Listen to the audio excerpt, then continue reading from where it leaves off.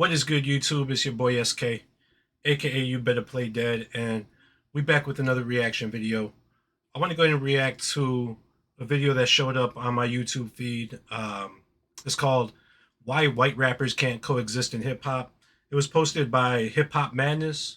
So we're gonna go ahead and react to it, man. Let's get into it. Let's go.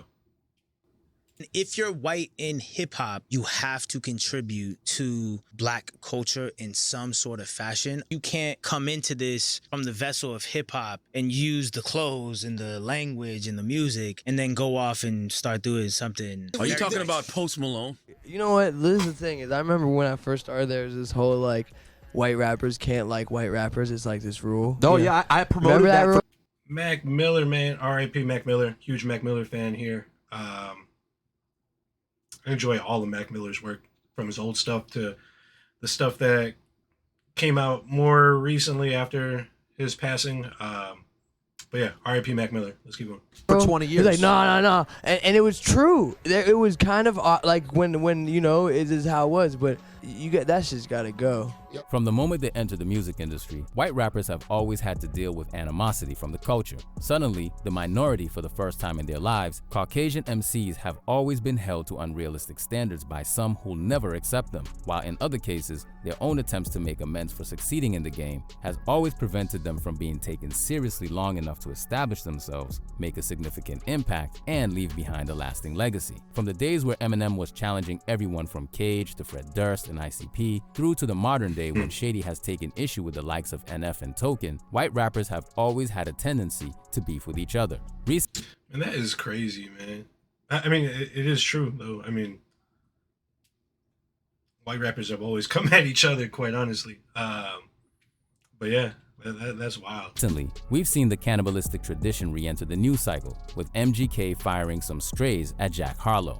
Seemingly stemming from Jack's bars on They Don't Love It, MGK's response came in the form of a freestyle, spitting, "See why they call you Jackman, you Jackman's whole swag." The twin forces of the media and the internet were, as always, quick to hype the beef. Yeah, that's crazy.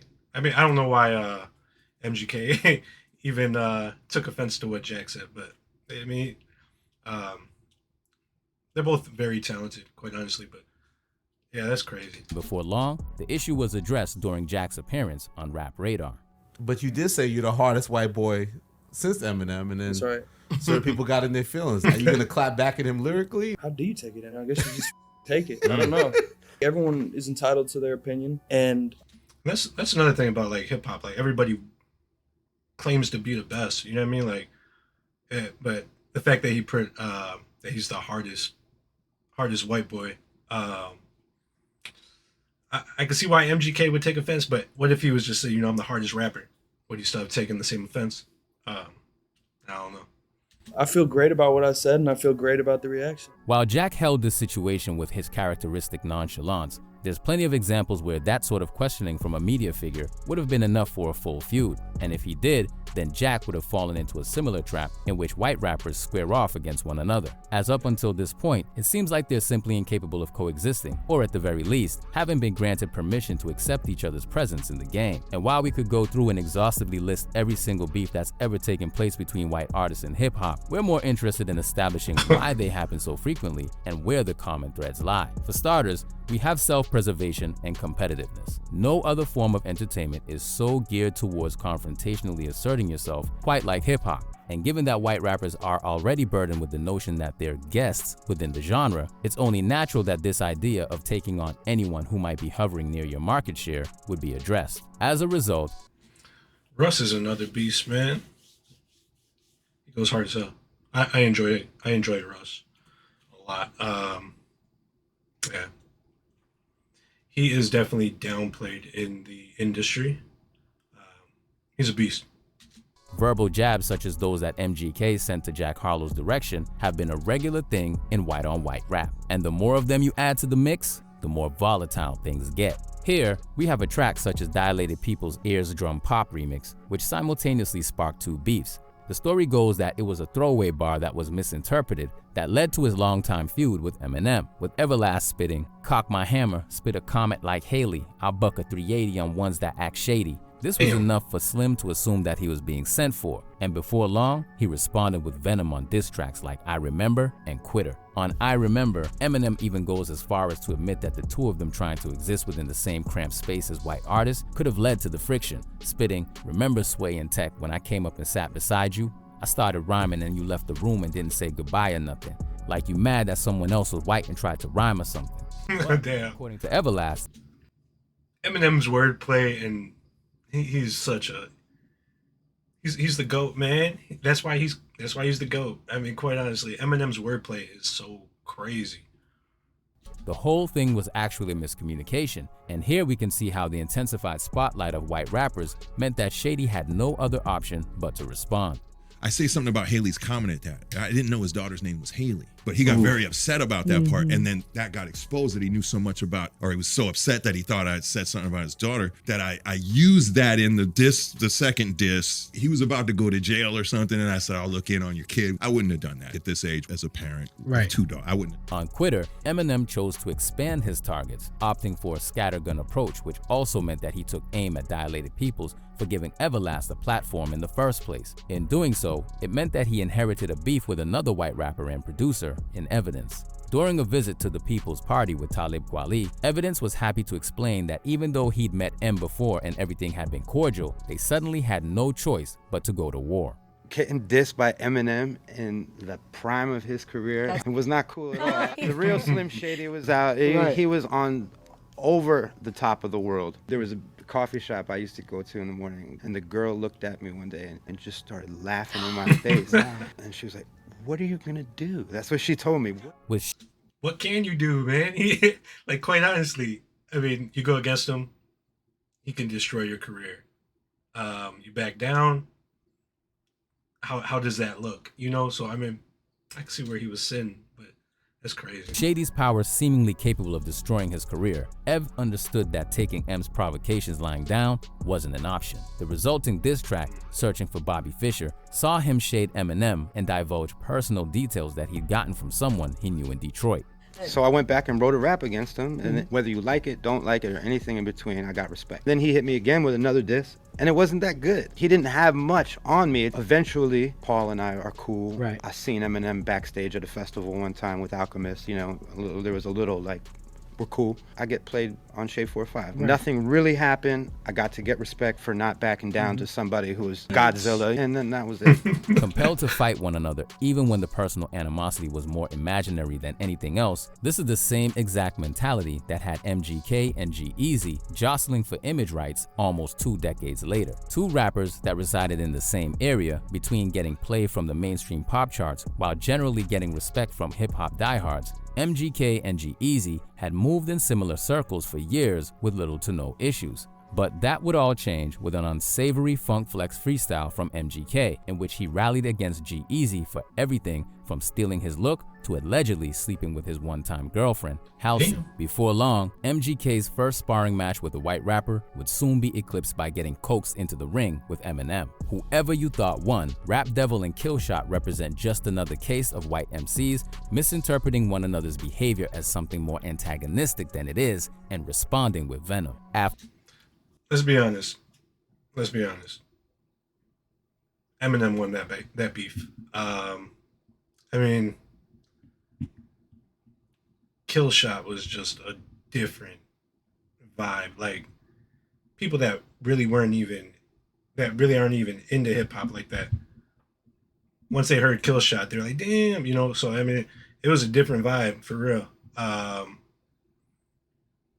Yeah, that was a crazy little back and forth right there between Eminem and MGK. But in my opinion, Eminem came out on top. Let me know what y'all think down in the comments, man. Who won that back and forth right there? But let's keep it going. After all, in the very same tweet that allegedly sparked the incident, MGK called Eminem the king. Despite this, he was soon blacklisted from Shade 45, Eminem's radio station.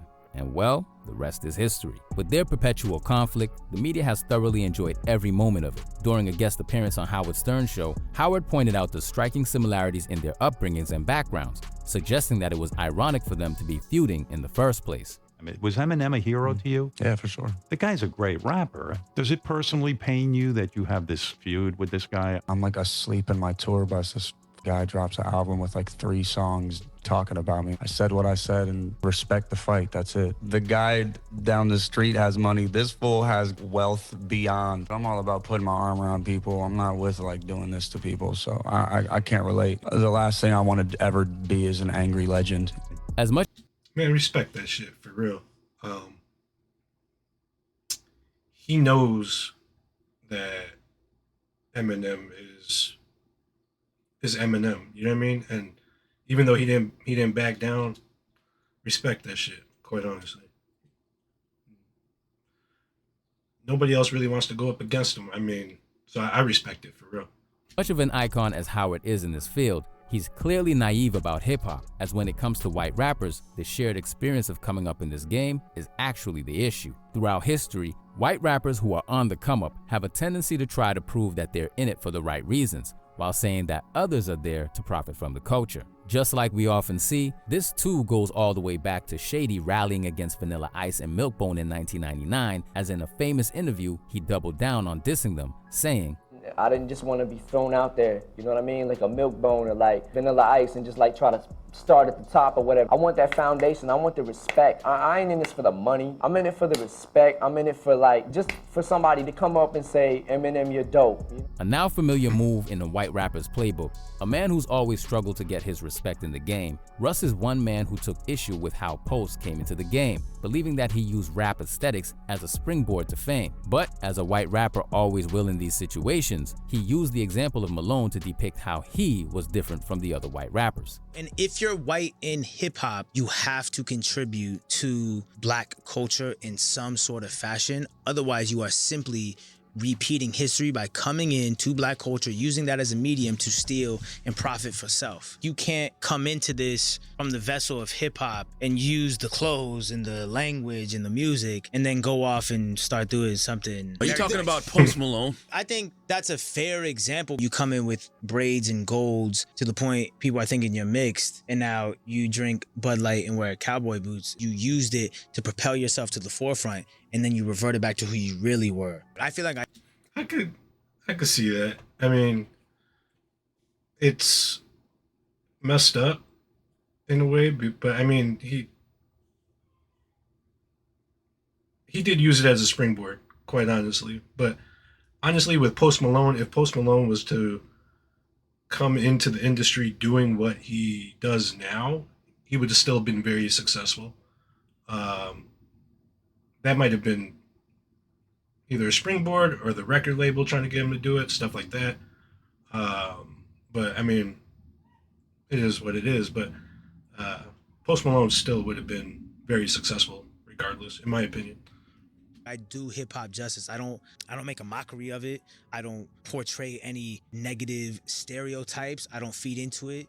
Painted as a need to police themselves and condemn those who break hip-hop's codes, there is an honorable intention to be taken from this. But where this might be the most admirable reason to take issue with a fellow Caucasian in hip-hop, there is one other common cause of the beefs that can't be ignored, and that's the nature of the music industry. Where Yellow Wolf's Bloody Sunday freestyle took aim at Post Malone, G-Eazy, and MGK to generate buzz for his forthcoming album, others were incentivized by in different ways. Here we have R.A. the Rugged, an underground legend that was once headhunted by a record label purely to diss Eminem and capitalize on his hype. Man, when M blew up, I had every label on the planet calling me to do a diss record for us, do a diss record, diss Eminem. You're calling White Boy to diss White Boy. I think Suge got Milkbone to do a diss record to M. Like they would reach out to white boy rappers. Like priority was like, look, you're the only white boy that can do it. You're better than M. You'll destroy M. R.A. ultimately turned them down and chose to share this story to the world. But if he actually rejected their offer and was free to talk about it, it makes you wonder how many other feuds between white rappers may have been manufactured by a record label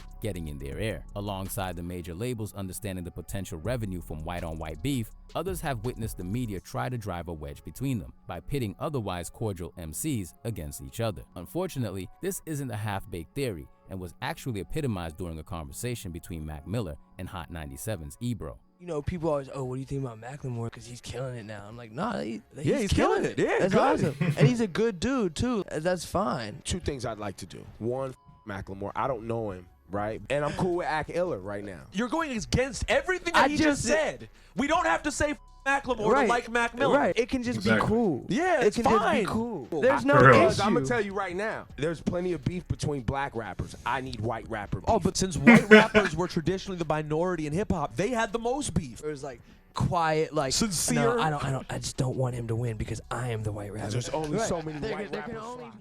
only All right, yo. Well, there you have it. That was my reaction for why white rappers can't coexist in hip hop. Put out there by HipHopMadness. Let me know what y'all think down in the comments. Make sure you like, subscribe. Let me know if there's anything else you want me to react to. And I'll catch you on the next one. Take care. Later.